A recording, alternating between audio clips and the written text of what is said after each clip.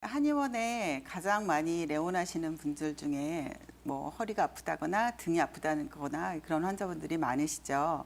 그런데 보통은 허리가 아프시면 움직이기가 힘들다, 뭐 앞으로 숙이기가 힘들다 이런 증상을 호소하시는데 이 시청자분 같은 경우는 오래 앉아 있기가 힘드시니까 조금 그다음에 뭐 엑스레이나 MRI상에도 아무런 문제가 없는데 이런 증상을 호소를 하시니까 좀 답답하셔서 상담을 해오신 것 같습니다. 일단 허리를 가장 뭐 지탱하는 인체 중요한 척추가 있죠. 척추하고 척추 사이에는 디스크라고 하는 어떤 완충작용을 하는 물질이 있고, 그다음에 이 척추하고 척추를 잡아주는 거는 그거를 관절을 근육이나 인대가 잘 잡아주죠. 그런데 뭐 외상을 입었거나 아니면 퇴행성 변화를 했거나 아니면 너무 좀 자세가 안 좋았다거나 이런 여러 가지 원인으로 의해서 척추하고 척추를 잡아주는 근육이나 인대가 좀 변형이 생겨서 좀 자세가 좀 틀어져 있거나 이랬을 때 주로 요통이나 좀 등 통증을 호소를 하십니다.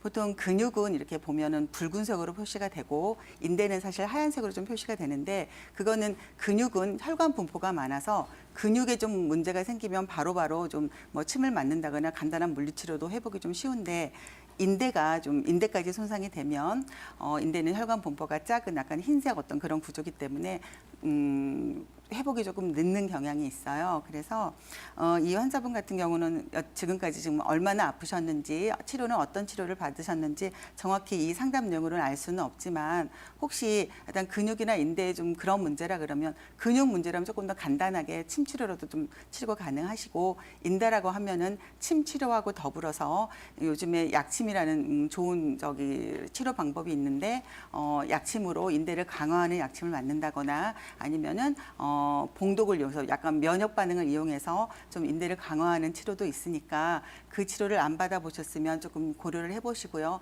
또 한약에서는 보통 양방 정형외과에서는 뭐 소염제라든지 진통제라든지 이런 약으로 조금 요통을 컨트롤을 하는데 한방에서는 강근골 근육과 뭐 인대나 뼈를 튼튼하게 하는 약재가 많습니다. 그런 약재를 좀 사용을 하셔서 강근골을 하면 척추와 척추를 잡아주는 어떤 그런 구조물을 좀 튼튼하게 해주기 때문에 도움이 되실 것 같습니다. 그리고 또 한 가지 엑스레이나 MRI상에도 문제가 없다고 하는데 디스크 내장증이라는 병이 있어요. 디스크 내장증이라는 것은 아까 말한 뭐 척추와 척추를 잡아주는 뭐 근육이나 인대 문제가 아니라 디스크 자체가 퇴행성 변화를 일으켜서 그게 사실 통증을 유발하는 그런 질환인데요. 그 질환도 사실 초기에는 엑스레이상으로 확인이 안 됩니다.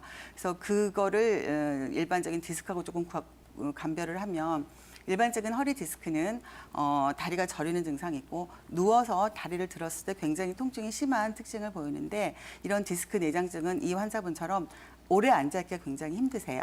그다음에 아까 말한 디스크를 감별할 때 이렇게 다리를 들었을 때 전혀 뭐 다리가 아프거나 근육이 약하다거나 감각이 이상하다거나 그런 증상이 없기 때문에 약간 그런 거를 감별을 하셔서 이 환자분에게는 단순히 근육 문제인지 아니면 약간 퇴행성 디스크 변화가 있는 건지 아니면 디스크 내장증인지 조금 더 좀 정확하게 진단을 받으셔야 되고요. 아까 말씀대로 뭐 약침, 그다음에 뭐 한약요법으로 치료를 하시고 그다음에 요통이나 이런 근골격계 환자는 굉장히 자기 관리가 굉장히 중요합니다.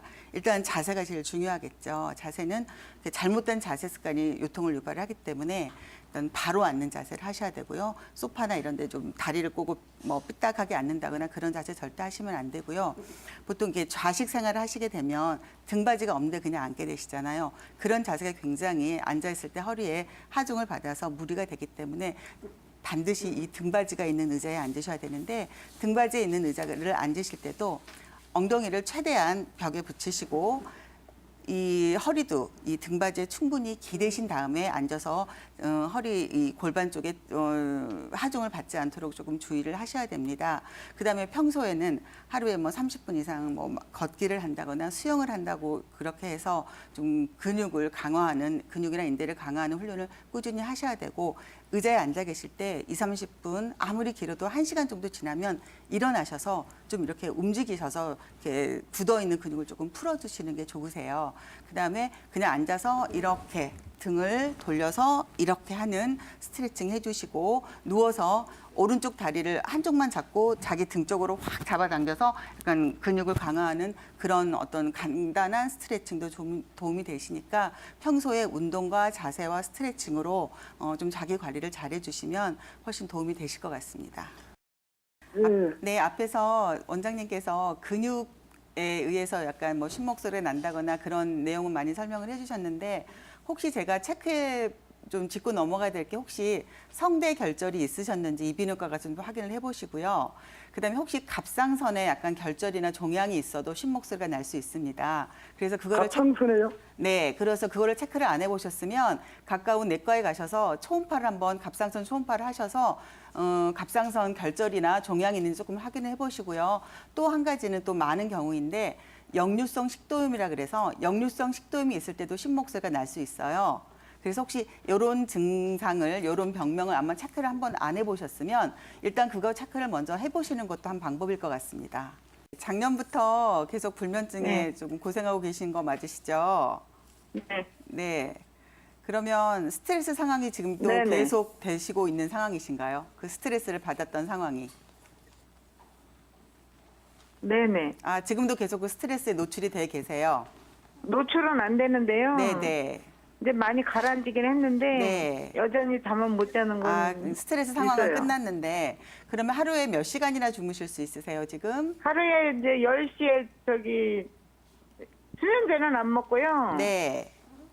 신경안정제 2알 먹는데 네. 그거 약 병원에서 선생님이 그거는 계속 먹어야 될 것 같아요. 신경안정제를 계속 드시고 먹고 있어요. 있고. 아침에 하나, 저녁에 2알. 네네. 혹시 한방 그리고 치료는 이제- 받아보신 적 있으세요? 한방 치료 계속 받죠. 6개월 됐어요. 받은 아, 지. 한방 치료. 어때 효과가 없으세요? 글쎄 효과가 조금 없는 것 없는 같아요. 것 가서 같으세요? 침 맞을 때하고 뜸 뜰 때하고 네네. 방광이 많많이 아팠었거든요. 네네. 숨소리까지 이상해가지고. 네. 근데 거기 가서 한방 병원에 가서 났어요. 아, 방광염 치료를 받으셔서 그것도 역시 한방 치료를 받으신 거죠? 네네. 아, 그럼 그건 조금 좋아지셨는데 지금 네. 제가 좀 정리를 해볼게요. 지금 네네. 시청자분께서는 불면증 치료하고 방광염 치료를 조금 별개로 생각을 하시는데 네네. 한방에서 보면은 이거는 사실 한 가지 원인으로 볼 수가 있어요. 네. 왜 그러냐면 일단 사람 몸에는 물하고 네. 불의 균형이 잘 맞아야 되는데 정상적인 사람의 몸의 형태는 아래쪽은 따뜻하고 위쪽은 차가워야지 그게 정상적인 어떤 순환의 축이 되거든요. 근데 네네. 시청자분처럼 이게 스트레스를 받아서 화가 좀 많이 쌓이신 경우는 머리 쪽이 차가워야 되는데 이게 자꾸 열이 위로 올라가요.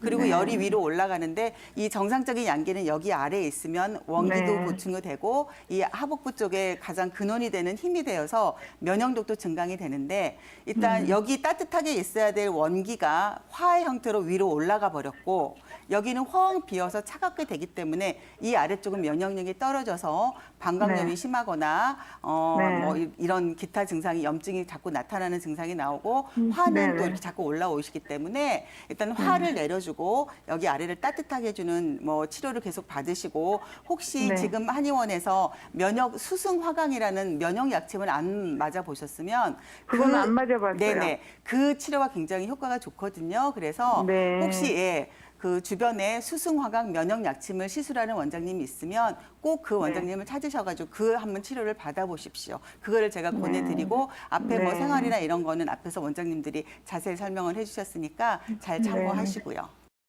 기혼이신가요? 네, 기혼이에요. 네, 출산은 하셨어요? 네. 그리고 뭐 생리 주기는 이상 없이 잘 하시고 계시고요. 네, 생리는 잘 하고 있는데 생리통도 심해요. 생리통 심한 게 얼마나 되셨어요? 좀 한 달 됐어요. 아, 생리통 원래 좀 심하셨어요? 네, 원래 심했어요. 그럼 최근에 더 좀 심해지고 뭐 덩어리도 많이 나고 좀 그러진 않으시던가요? 뭐 덩어리 좀 많이 나오고 그래요. 네. 일단 아까 조금 전에 방송 보셨나 모르겠는데 일단 네. 사람은 특히 여자들은 아랫배는 따뜻하고 얼굴은 차가워야지 정상적인 열 분포인데 일단 생리통이 심한 거는 아랫배가 차가워서 순환이 안 되면서 어혈이 있는 거예요. 어혈이 있으면 어혈을 배출하면서 통증이 있는 게 생리통이거든요. 그래서 이거는 아. 일단 아랫배가 차갑다고 볼 수 있고요. 그다음에 자꾸 네. 열이 올라온다 그랬는데 이게 정상적인 열분포는 아래쪽이 따뜻해야 되는데 그게 이제 여기가 차가워지니까 자꾸 허열이 뜨는 거예요. 그래서 잠도 못 자고 자꾸 화가 올라오는데 일단 여자들이 갱년기가 되면 이 네. 자궁 기능이 저하가 되면서 그 네. 이제 호르몬 밸런스가 깨지면서 갱년기 증상이 막 네. 이렇게 열이 확 올라오는 거잖아요. 그래서 네. 지금 37살이면 좀 갱년기 오시기는 조금 너무 이른 시기니까 일단 네, 그렇죠. 네네 예. 네네 가까운 한의원에 지금 시간 관계상 조금 네. 제가 바로 설명을 드릴게요. 가까운 네. 한의원에 가셔서 아랫배를 네. 따뜻하게 하고 네. 위에 있는 열을 좀 깔아앉히는 치료를 받으시면 돼요. 그래서 심하지 아. 않으시면 아랫배 네. 뜸 뜨시고 침 네. 맞으시고 그다음에 화를 내려주는 일단 침만으로도 어느 정도 효과가 있으시고요. 그게 조금 네. 부족하다 싶으면 일단 열을 꺼주고 아랫배를 따뜻하게 해주는 한약 요법 쓰시고 뭐 좌운이라든지 온열요법 한의원에서 하시는 거 쓰실 수 있고요.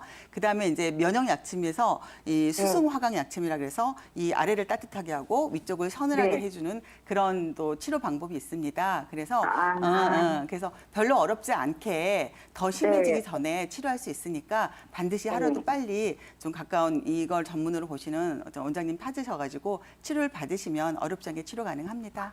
근데 이게 또 다른 것도 중요하긴 한데요. 근데 이게 어지럼증이 이게 좀 네. 제가 좀 있거든요. 화가 위로 치솟아도 어지러울 수 있으세요. 그거는 화를 잡으시면 좀 좋아지고 사실 어지러움은 굉장히 여러 가지 원인이 있는데 사실 소화기가 안 좋아도 어지러울 수 있거든요.